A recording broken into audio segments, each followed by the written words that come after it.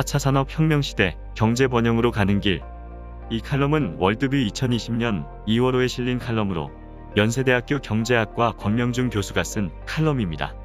자급자족을 위해서 필요한 자원이 부족한 우리나라와 같은 국가가 생존과 번영을 위해서 국가 경제를 어떻게 운영해야 할까? 우리나라와 처지가 비슷한 영국의 경제부서에서 발행한 경제백서에 그 정답이 적혀 있다.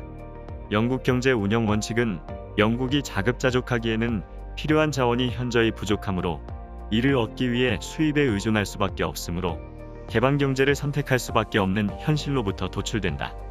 개방경제에서 국제경쟁력을 얻지 못하면 국가 생존과 번영이 어려워지기 때문에 국제경쟁력은 경제운영의 핵심 가치이다. 국제경쟁력을 얻는 방법은 첫째, 낮은 임금을 통한 방법과 둘째, 기술혁신을 통한 방법 두 가지밖에 없다. 우리나라는 지난 30에서 40년 동안 낮은 실질임금을 유지함으로써 국제경쟁력을 얻고 자본을 축적하는 방법으로 생존과 번영을 이루어왔다. 기술혁신은 원천기술을 개발하기보다는 그 원천기술을 습득하고 파생기술을 개발하는 형태로 선진기술을 추격하는 전략을 사용했다. IMF 경제위기 이후 원천기술을 개발해서 세계 시장을 주도할 기술력은 충분히 갖추지 못한 상태에서 낮은 임금을 통한 경쟁력은 후발공업국에 의해 잠식당해 국제경쟁력이 약화하고 성장 동력을 상실해가는 과정에 있다. 경제가 구조적으로 바뀌는 이런 과도기에는 좀 더 세심한 동태적인 정책 조율이 필요하다. 즉, 원천기술을 개발할 수 있는 기술 잠재력을 확보할 때까지 낮은 임금을 통한 경쟁력을 할 수 있는 한 유지하는 것이 필요하다. 그런데 정부는 생산성이 뒷받침되지 않는 급격한 최저임금 인상이나 주 52시간 근무제를 통해 실질임금을 급격히 상승시켜 국제경쟁력을 약화하는 역주행 정책을 폈다. 소득주도 성장 정책이라고 일컫는 이런 정책은 해외 시장 의존도가 낮아서 내수 주도형 성장이 가능한 경제에서는 경제에 미치는 그 해악이 상대적으로 적을지 몰라도 해외 수요에 의존하는 경제에서는 매우 위험한 정책이다. 현 한국 상황에서 기술혁신의 중요성. 우리나라는 이제 낮은 임금을 통해서 국제 경쟁력을 얻을 수 없는 상황에 있으므로 기술혁신 이외에는 경제를 부흥시킬 방법이 없다는 것을 국민과 정부가 인식해야 한다. 기술혁신은 경제 번영을 위한 선택이 아니라 강요이다. 이런 관점에서 현재 진행되고 있는 기술 변화의 방향, 즉 4차 산업혁명 핵심을 이해할 필요가 있다. 그런데 이런 핵심을 이해하기 위해서는 먼저 3차 산업혁명인 정보통신기술혁명이 만들어 놓은 생산양식의 변화를 이해할 필요가 있다. 1970년대 이루어진 정보기술혁신은 사무직의 생산성을 높이는 데 이바지했지만 경제 전체의 생산성 향상을 유인하지는 못했다. 이것을 생산성의 역설이라고 한다. 이런 측면에서 1, 2차 산업혁명과 달리 3차 산업혁명은 성장이나 고용의 증가에 크게 이바지하지 못했다. 그러나 정보기술이 통신기술과 융합되고 그 후에 또 방송기술과 융합되면서 생산양식에 큰 변화를 가져왔다. 소위 인터넷이라는 정보통신기술 융합은 세계 어디에 있는 정보라도 낮은 비용으로 획득할 수 있게 하였다. 생산자 관점에서는 세계 곳곳에 있는 원료, 부품, 인력의 가격이나 품질에 대한 정보를 손쉽게 구하고 비교할 수 있게 되었다는 것을 의미한다.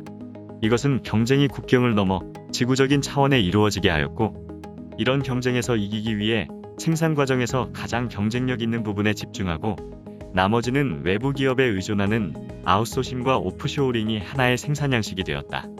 이런 생산 양식으로부터 글로벌 가치사슬에 따른 글로벌 국제 분업이 일반화되게 되었다. 이제 경쟁 관계에 있는 기업들은 서로 경쟁할 뿐만 아니라 협력도 동시에 해야 하는 상황이 되었다. 삼성과 애플은 스마트폰 시장에서 경쟁하지만 그 핸드폰을 만드는 데 들어가는 부품에 대해서는 협력을 하기도 한다. 3차 산업혁명이 만들어낸 생산 양식은 이제 기업 간 경쟁을 전략적 협력과 경쟁 차원으로 바꾸어 버렸다. 4차 산업혁명의 본질. 4차 산업혁명이 다양한 차원에서 해석되고 있지만 본질은 3차 산업혁명 기반 기술의 적용이 사무직에 한정되었던 것을 사물 인터넷을 통해 생산 현장에까지 확장하는 것이다. 또한 인공지능, 센서, 로봇을 통해 스마트화된 공장들이 사물 인터넷을 통해 네트워크화되고 이를 통해서 발생하는 빅데이터가 생산의 최적성을 위해 활용되어서 생산성 향상을 유인하는 것이다. 최근 KDI의 연구에 따르면 이와 같은 스마트화된 공장의 네트워킹을 활용해서 생산을 최적화할 경우 표본 내 하위 10%에 해당하는 기업의 일일 생산량이 9.1% 증가할 것이라고 한다. 즉 현재 상황에서 4차 산업혁명은 우리나라뿐만 아니라 선진국이 겪고 있는 정체된 성장 경로를 벗어나게 해서 성장을 유인할 수 있는 유일한 성장 동력이다.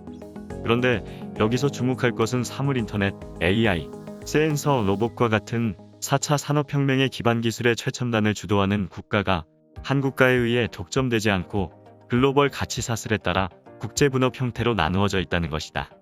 소프트웨어에서 비교 우위에 있는 미국이 AI를 비롯한 소프트웨어 분야를 주도하고 있고 전통적으로 로봇과 센서의 경쟁력이 있는 일본이 이 분야를 앞서가고 있으며 인터넷에서 비교 우위에 있었던 우리나라가 사물인터넷의 기술을 주도하고 있다.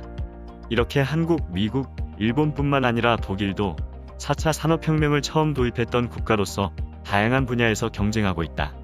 하지만 4차 산업혁명을 진전시키기 위해서는 글로벌 가치사슬 구조에서 기반 기술을 가진 국가 간의 경쟁도 해야 하지만 서로 협력을 하지 않으면 한 발짝도 전진할 수 없다는 사실을 명심해야 한다. 4차 산업혁명과 한국. 이제 한국의 경제 상황을 살펴보자. 한국은 2013년부터 GDP 대비 총저축률과 GDP 대비 투자율 사이의 차이가 3%를 넘어서기 시작해서 해가 갈수록 그 격차가 커져서 7% 이상까지 확대되고 있다. 이 두 지표의 차이가 이렇게 확대되는 나라는 미국, 일본, 유럽을 포함해서 선진국의 어떤 나라도 발견되지 않는다. 이러한 상황은 일본이 1985년 플라자 합의 후 1980년대 후반 장기 침체로 들어가면서 보였던 상황과 일치한다. 다시 말해서 한국 경제는 장기 침체로 들어가는 초입 국면에 있다고 해석이 된다. 일본의 상황과 현재 한국이 직면한 상황의 차이는 한국은 4차 산업혁명 기반 기술의 한 축을 담당하고 있어서 이를 통해서 장기 침체를 반전시킬 한 자락의 밧줄을 잡고 있다는 점이다. 이 밧줄이 구명줄이 되기 위해서는 기업이 전력을 다해서 기술 투자를 늘리고 시장을 개척할 수 있는 환경을 국민과 정부가 만들어 주어야 한다. 그런데 현재의 정치 경제 상황은 실망스러운 점이 없지 않다.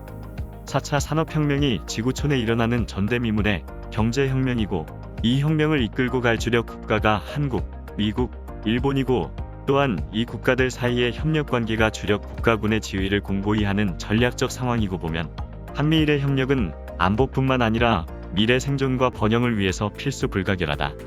그런데 한일의 외교적 갈등, 한미일 안보 공조의 균열과 이런 문제의 국민과 정치 세력 사이의 분열은 외교 및 안보적인 차원뿐만 아니라 우리나라 기업들이 이들 국가의 기업들과 협력할 수 있는 환경을 어렵게 만들어 경제적 측면에서도 국익에 합치하지 않는 것으로 판단된다. 장기 경제 침체의 흐름 속에 있는 2020년의 경제는 계속해서 어려울 것으로 예측된다. 이런 흐름을 반전시키기 위해서는 국론 분열을 일소하고 하나된 마음으로 가정, 기업, 정부 모두 기술 혁신을 통해 국제 경쟁력을 회복하는 방법밖에는 대안이 없다.